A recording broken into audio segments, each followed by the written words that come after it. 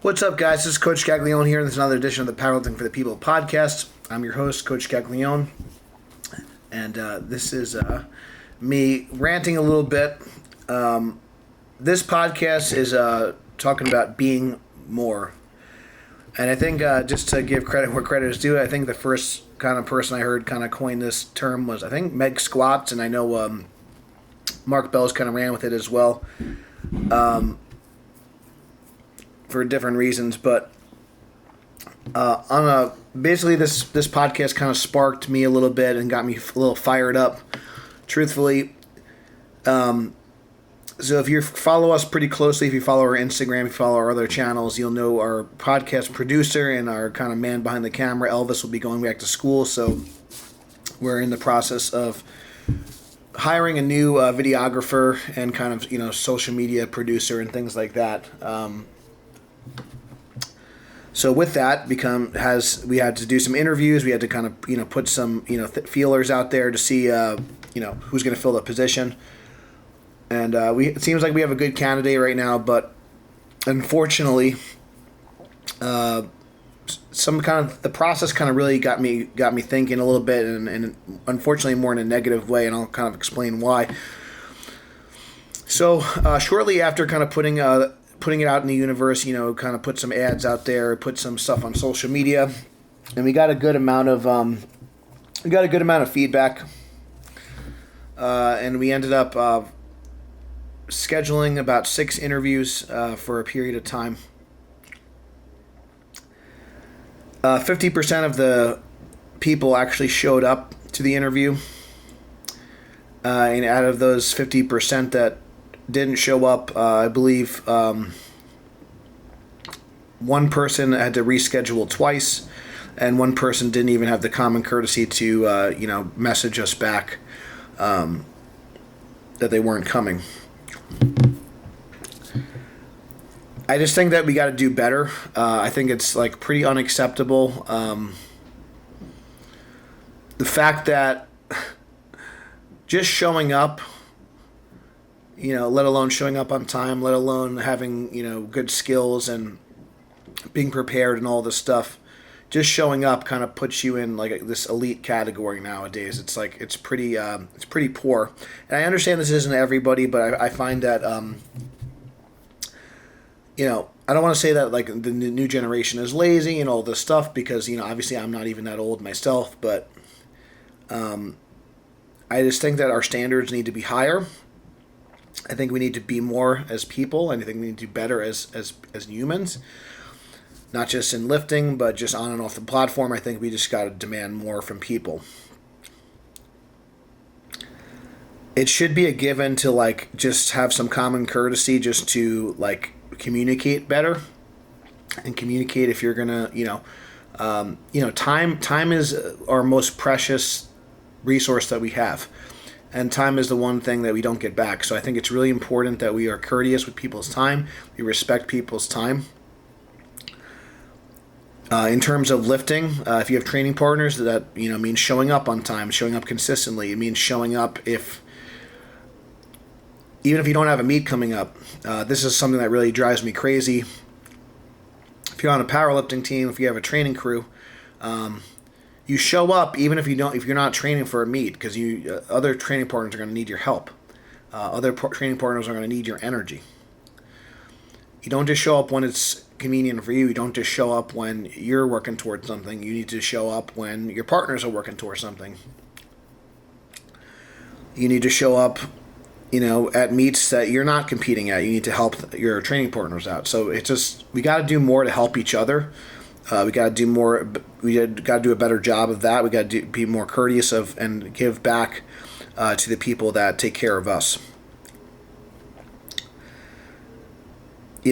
Going back to what I said before, I think it should be whether it's a part-time job, a full-time job. I believe whether you're working for $1 million company, you're a CEO of a company, or if you're just working at McDonald's, or you're delivering newspapers, running a lemonade stand, I just believe that you should be putting 100% effort into whatever you're doing. I don't believe in doing things halfway.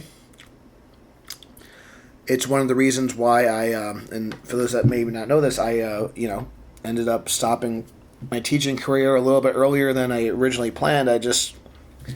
I was definitely getting to be the point where I was checked out for many reasons, and my focus was on my business.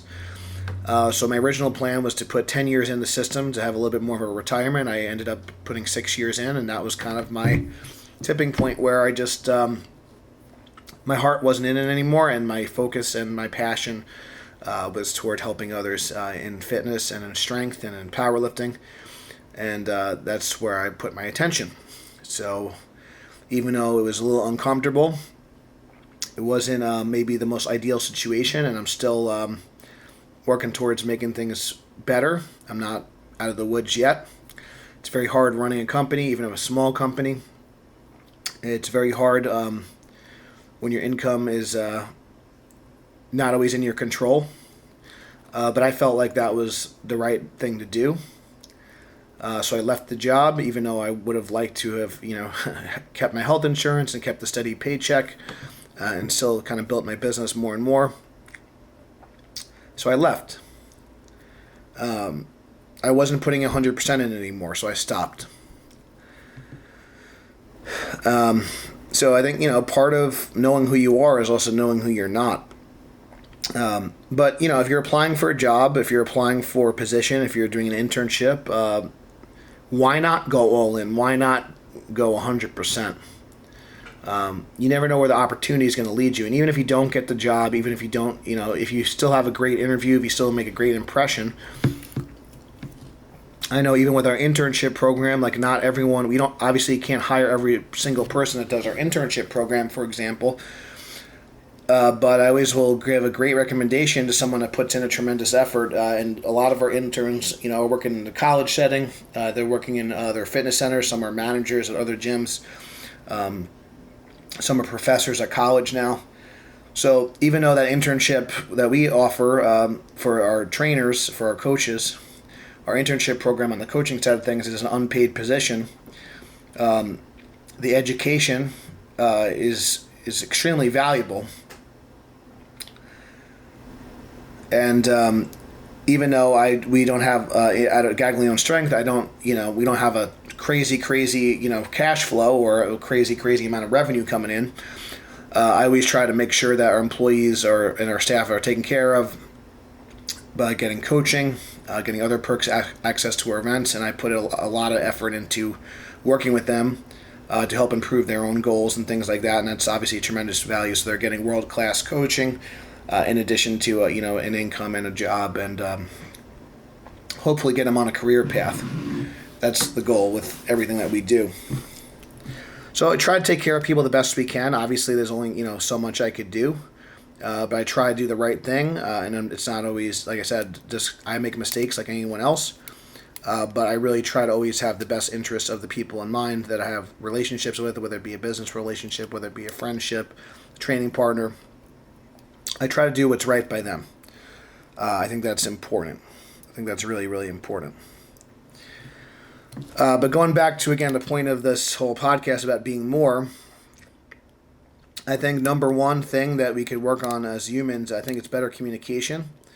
I'm not sure if this is, it's funny because we're like more connected than ever, but I feel like our communication, our presence, our focus is more lacking than ever. So one of the things that I've learned through improv, and maybe I'll get on my improv teacher on a podcast, is number one rule of Michael's improv as my teacher, Michael Rock, is you want to make your partner look good. Imagine if that was what we did in real life all the time, is that you make your partner look good, you make your coworker look good, you make your wife or husband look good, you make your significant other look good, you make your kids look good. I think as human nature, we're often programmed to see the negative and pick apart all that stuff. But what if we came from a positive place? What if we came from a place where we want to try to make everyone around us look better? So by communicating, by keeping people in the loop on what's going on, if they're running late, if they're sick, if something's going on, if their communication is more direct in what they want, if we understand what you want and what you need, by communicating more directly and on a more consistent basis, we could help each other that much more. So that's something I've learned through improv that I think has been really helpful for me, is make your partner look good. Another thing that I've learned through improv is the positive kind of version of a story is always more useful than a negative version of a story, which may not mean much to you. But basically, like if you're doing an improv scene, if you're going into like you're opening a door, you don't want the door to be locked. You want the door to be open. You want to have the opportunity to kind of push the scene forward. So just like in life, you don't want to like kind of shoot people down. You want to kind of hear what they're saying and kind of accept and add to what they're saying. So that's that yes and idea. You want to add. So you want to accept and add to what they're saying. And this is something I'm still working on because I tend to, being a coach, we're very analytical. We tend to look at movement faults. We tend to look at what's wrong. We want to work on weak points. So this is something I'm still struggling with, but I think this is super important. And these are things that, again, that have helped me with my communication skills. I'm trying to be better. But in general, again, I think we're not always going back to the thing. We're not always present. We're not always thinking about other people's time. We're not always thinking about other people in general. Whether it be a call, a text, an email, a Facebook message, whatever it may be, just communicating with people on a more regular basis, on a more direct basis, and actually letting people know how you feel. That's going to be really important. That's going to be also really important from a coaching standpoint. One of the things that I've been doing as of late, and not everyone takes advantage of it, but I always ask people to reflect after a training cycle or reflect after a meet. I think it's really important to kind of unpack your feelings, unpack what you think, and also talk about it with your coach or talk about it with a significant other or a training partner. You want to talk about the good, the bad, and the ugly. You want to talk about what went well, what your big wins were, what things you struggled with, what things you need to work on. So by unpacking your feelings and reflecting a little bit more and actually communicating with a partner, that's going to allow you to advance. That's going to allow you to be more, which is the theme of the show. Having a more open dialogue with how you're feeling and what you're going through and what your goals are, and really trying to dive deep into why you're working toward these things, I think is really important. And I think when it comes to actual training itself, and just dealing with any type of relationship or business venture, being present, being focused, being engaged is so important. I find that nowadays, especially with the younger people, I'm finding myself more and more that I need to tell people to spot. I need to tell people to load. I've seen more misloads because, again, lack of communication. So the bar isn't loaded correctly or it's not loaded at all. People are not paying attention when spotting. That becomes a safety issue. People are not only paying attention when they're going, and they're not paying attention when their training partner is going. When people are out to eat, when people are at a presentation, they're on their phone versus... So you should ask yourself, is there more important than here? Is there more important than here? So in the case of if you're stuck in your phone, is your phone more important than where you are in real life right now? Can that wait? So being more present, being more focused, being more engaged, I think you're going to get a lot more out of life. I think you're going to get a lot more enjoyment out of what you're doing. I oftentimes leave my phone at home when I'm going out to eat or when I'm having a social event. Because, again, I tend to be a workaholic, so sometimes I'm looking at, other things or I'm looking at the schedule. And I do catch myself sometimes. So since I'm aware of that, I know if I want to be really fully present, sometimes I will just put the phone away or put the phone and keep it in my car or keep it at my home, my place of, where I live. And that allows me to be more focused, more engaged, and just be a better partner. So I think the biggest thing that I think that we could take away from today's episode, and it was a little bit of a rant, and it was a little bit more of just me kind of truthfully just being a little annoyed on how a bunch of people just didn't take, what could be an amazing job, an amazing opportunity. They just didn't really take it really serious.